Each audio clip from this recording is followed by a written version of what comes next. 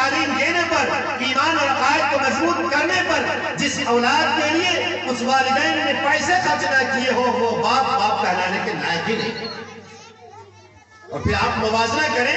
دونوں کو، تولے کو پتہ چلے گا دنیا کی تعلیم کے لیے۔ ابھی اسکول کھل رہا ہے، آپ دیکھیں کوچنگ کھولے جا رہے ہیں، چھوٹے بڑے کنوینٹ کھولے جا رہے ہیں، 30 ہزار روپے خرچ ہو رہے ہیں بچوں کے ایڈمیشن میں۔ بڑے بڑے ودھائک M L A M P صاحب کا پیر بھی چڑھایا جا رہا ہے۔ ایم پی صاحب، ایم ایل اے صاحب آپ کے دربار میں آئے، آپ سفارش کر دیں فلاں اسکول میں، فلاں کالج میں، فلاں یونیورسٹی میں، فلاں کوچنگ میں ہمارے بچوں کا ایڈمیشن ہو جائے۔ اور اس کے بعد خدارہ یہ معاملہ، یہ پوزیشن اس درجے پر پہنچ چکا، ایڈمیشن کے بعد پھر 25 ہزار روپے ایک چھوٹے سے نرسری کلاس میں بچے، پڑھنے والے بچوں کے لیے جو صحیح سے دودھ کا فلٹر نہیں چھوڑا ہے، اس کے لیے باپ 20 ہزار روپے دے رہے ہیں، اور وہ پیسے دے کر کے اس کی کتابیں خریدی جا رہی ہیں، اور وہ بچے عیسائیوں کے اسکولوں میں داخلے لے رہے ہیں۔ کیا ہے؟ ایمان کہاں بچے گا؟ عقائد کہاں مضبوط ہوں گے؟ میں منع نہیں کرتا، میں نے شروع میں کہا، اب بھی کہہ رہا ہوں، آپ اپنے بچوں کو دنیا کی تعلیم دیجئے۔ وقت کی ضرورت ہے کہ آپ اپنی اولاد کو ڈاکٹر بنائیے، انجینئر بنائیے، اعلیٰ تعلیم سے آراستہ کیجئے، یہ وقت کا تقاضا اور وقت کی بنیادی ضرورت ہے۔ لیکن سب سے پہلے اگر آپ کی اولاد حافظ قرآن نہیں بن سکتی، اگر آپ کی اولاد عالم دین نہ بن سکتی، تو کم سے کم آپ اپنی اولاد کو بنیادی تعلیم، قرآن کی تعلیم، حدیث کی تعلیم، اللہ اور رسول کی تعلیم، عقائد کی تعلیم، ایمانیات کی تعلیم، اسلامیات کی تعلیم، پاکی ناپاکی کے مسائل، ادب و احترام کے مسائل، نماز کے فرائض، واجبات، سنن، کم سے کم بنیادی روزمرہ کے مسائل تو سیکھ جائیں گے۔ ابھی آپ نے پڑھا ہوگا واٹس ایپ پر ایک نوجوان دنیاوی اعتبار سے ساری دولت کی ریل پہ ساری چیزیں ہیں، گھر ہیں، مکان ہے، زمین جائیداد، اور چڑھنے کے لیے سواری کے انتظام، نوکر چاکر آگے پیچھے ساری چیزیں لگی ہوئی، لیکن باپ کے جنازے پر وہ اولاد بغل میں آ کر کھڑی ہیں اور جنازے کی نماز نہیں پڑھ رہی ہیں۔ لوگوں نے بڑے لعنت کی نظر سے دیکھا اور بڑے افسوس کی نظر سے دیکھا۔ نماز جنازہ کے بعد اس نے اس نوجوان سے پوچھا کہ جناب والا، آپ کے والد کا جنازہ ہے اور آپ اپنے والد کے جنازے میں کھڑے ہو کر جنازے کی نماز نہیں پڑھ رہے۔ کہا کہ مسئلہ یہ ہے کہ مجھے جنازے کی دعا نہیں معلوم ہے، اس لیے میں نے جنازے کی نماز میں شرکت کی۔ جبکہ آپ کو دعا آتی ہو یا نہ آتی ہو، اگر آپ جنازے کی نماز میں کھڑے ہو گئے، شریک ہو گئے، شرکت کر لی آپ نے، اور آپ نے اتباع کر لی امام کی، آپ کی نماز ہو گئی۔ جنازے کی نماز کی در حقیقت دعا ہے۔ آپ کو معلوم ہونا چاہیے، حضرت مولانا ذوالفقار علی نقشبندی دامت برکاتہ بہت بڑے پیر ہیں، پڑوسی ملک کے رہنے والے، انہوں نے ایک واقعہ بیان کیا۔ کہا کہ مجھے ایک باہر ملک جانا ہوا،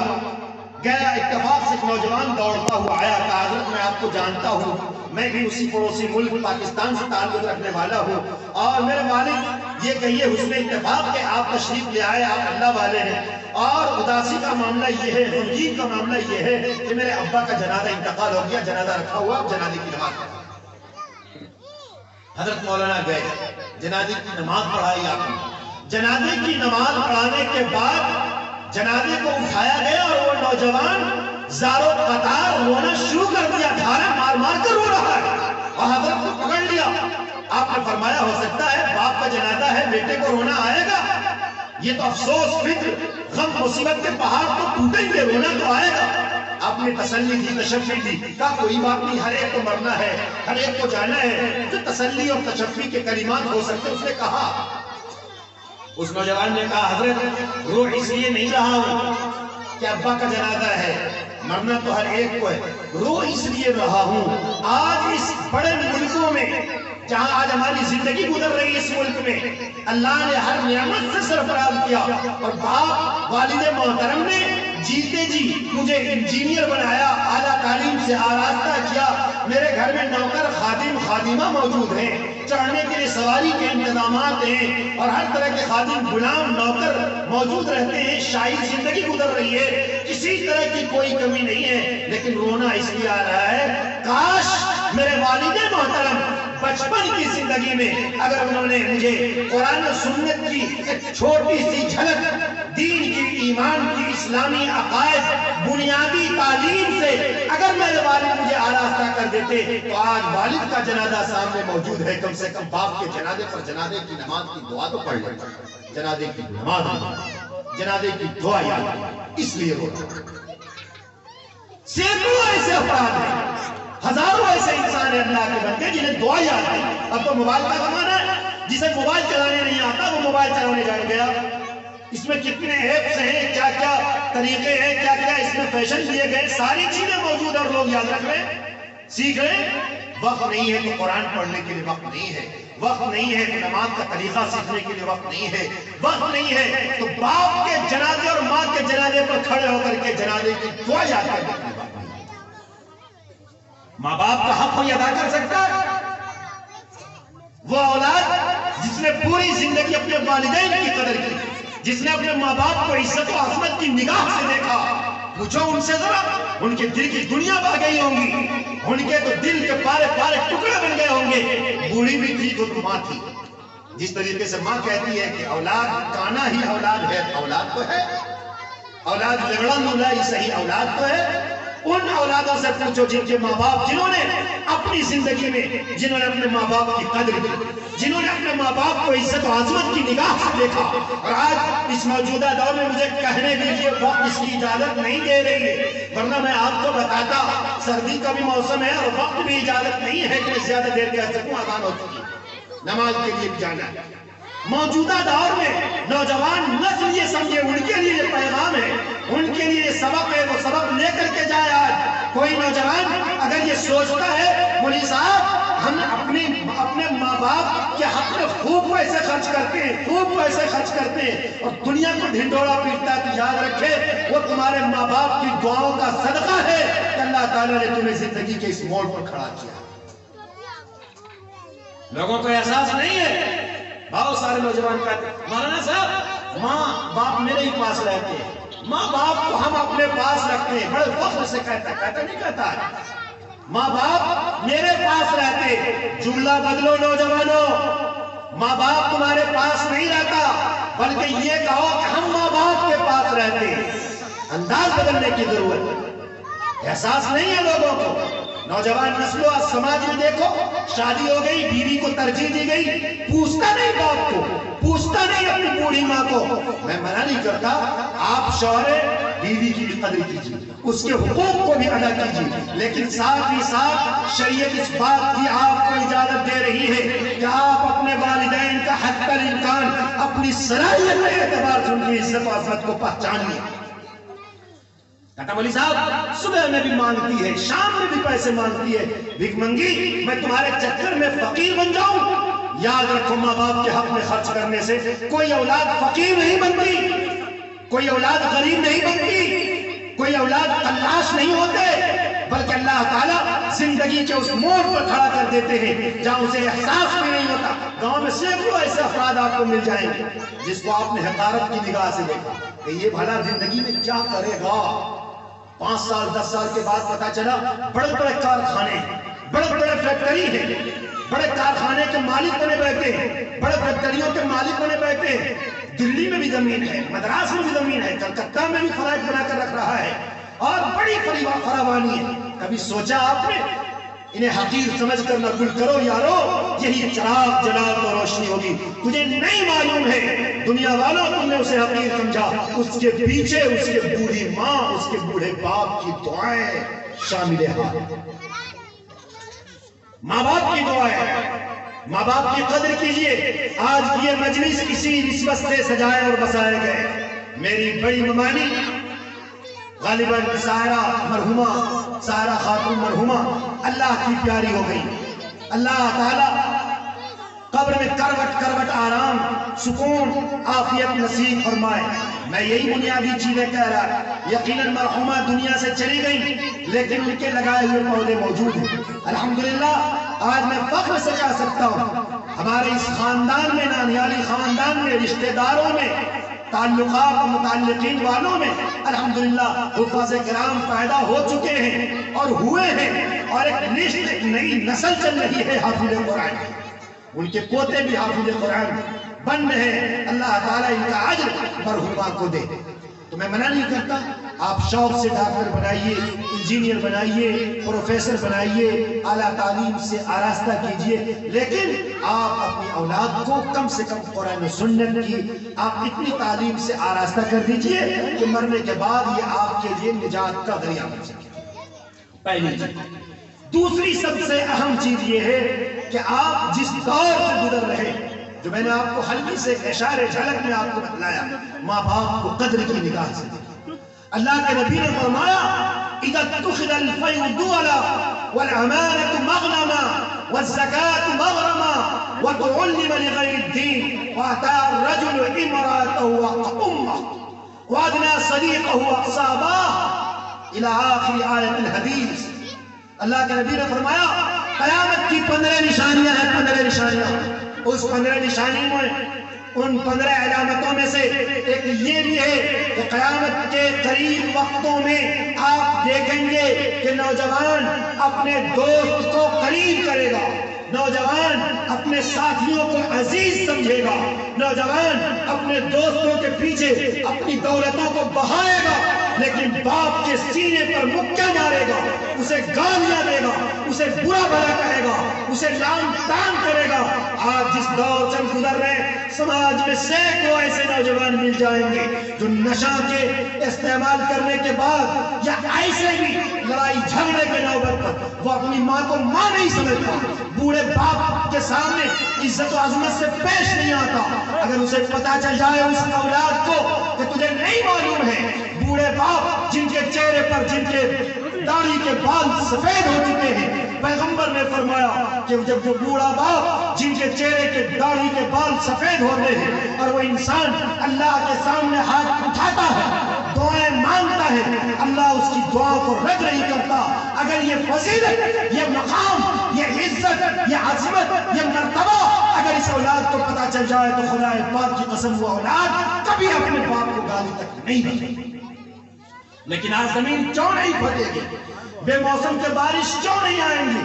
قیامت کی نشانی ہے کہ جب دیکھو گے اولاد باپ کو مارے گا،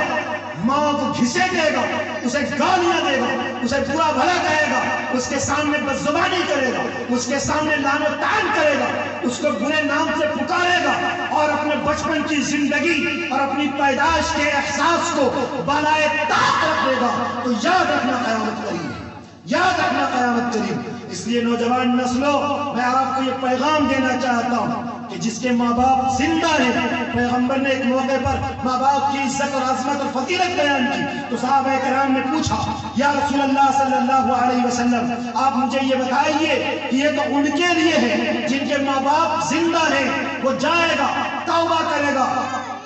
اور اپنے ماں باپ کے قدموں پر گرے گا اور وہاں پر نادم و شرمندہ ہوگا اور آئندہ گناہ نہ کرنے کا عزم و ارادہ کرے گا اور اس کی ماں اسے معاف کر دے گی۔ لیکن یا رسول اللہ، پیغمبر آپ مجھے یہ بتائیے کہ جن کے ماں باپ حیات میں نہیں ہیں، جن کے ماں باپ زندہ نہیں ہیں، یا رسول اللہ یہ تو آپ بتائیے کہ وہ انسان کیا کرتا ہے؟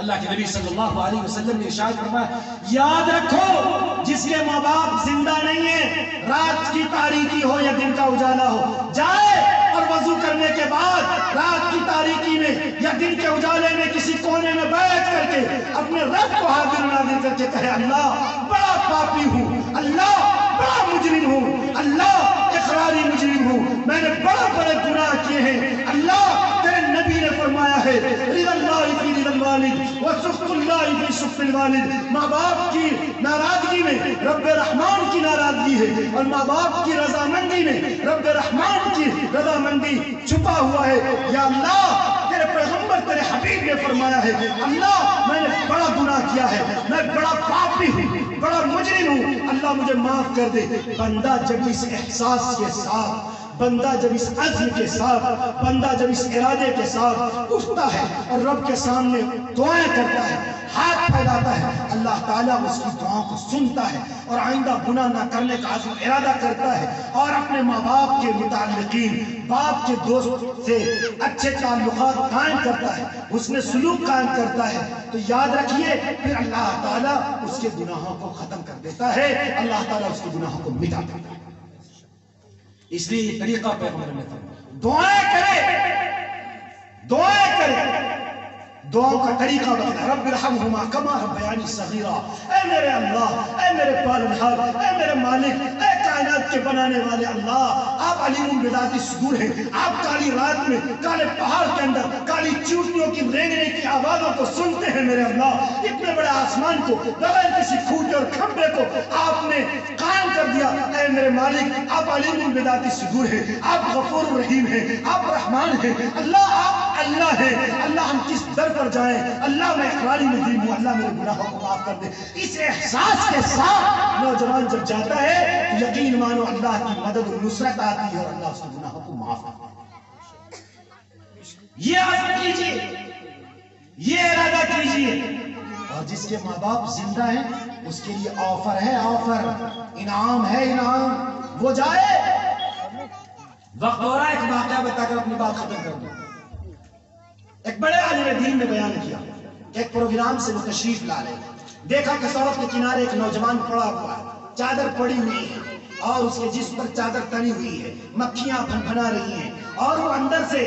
کرا رہا ہے، لوگوں دیکھو، لوگوں دیکھو ماں باپ کے ستانے والوں کے ساتھ کیا انجام ہوتا ہے، دیکھو اقراری مجرم سڑک کے کنارے پڑا ہوا ہے۔ وہ اللہ والے آئے، فرمایا کہ کون ہے بندے خدا، چہرے پر سے چادر کو ہٹا، تو ہے کون؟ کہا کہ آپ میرے چہرے کو دیکھ نہیں سکتے، میں جانتا ہوں کہ آپ بڑے عالم ربانی ہیں، لیکن میں اقراری مجرم ہوں، میں نے ماں باپ کو ستایا ہے، اللہ تعالیٰ نے جیتے جی عذاب دیا۔ اور آپ جانتے ہیں چند چیزوں کا عذاب اللہ تعالیٰ جیتے جی دنیا میں دیتے ہیں، ایک تو یہ ہے کہ کسی عالم کو برا بھلا کہنے والا اس سے پہلے کہ وہ توبہ نہ کر لے، ایک وہ ہے شراب کا پینے والا جب تک کہ وہ توبہ نہ کر لے، ایک وہ ہے جس نے جیتے جی اپنے ماں باپ کو ستایا ہے جب تک کہ وہ اس سے توبہ نہ کر لے، ورنہ دنیا کے اندر عذاب پاتا ہے، آخرت میں مرنے کے بعد جو ہوگا وہ تو بعد کی چیزیں ہیں۔ کہا کہ کون؟ کہا کہ میں آپ کی تقریر سن رہا تھا، آپ والدین کے حقوق بیان کر رہے تھے، میں بڑا مجرم ہوں۔ کہا کیا بات ہے؟ کہا معاملہ یہ ہے، دوستوں کے ساتھ عادت لگ گئی، رات میں آیا نشے کے عالم میں تھا، میں نے اپنی بوڑھی ماں سے کھانا طلب کیا، میری ماں باوضو ہو کر کے نماز عشاء پڑھنے کی تیاری کر رہی تھی، میں نے اپنی بوڑھی ماں سے کہا کہ میری ماں تو مجھے کھانا دے دے، میری ماں یہ کہتی ہے کہ بیٹا میں تجھے کھانا تو ضرور دے دوں گی، نماز پڑھ لینے دے، لیکن بیٹا تمہاری عادت بگڑ گئی ہے، اتنا کہنا تھا، میں آؤ نہ دیکھا تھا، غصے کے عالم میں، جوانی کے نشے میں اور نشے میں دھت ہو کر کے میں نے اپنی بوڑھی ماں کے سینے پہ زوردار مکے مارا اور کہا کتیا تو بڑبڑاتی ہے کیا تو کھانا نہیں دے گی، اور میری ماں گر گئی، اور ایک وقت آیا کہ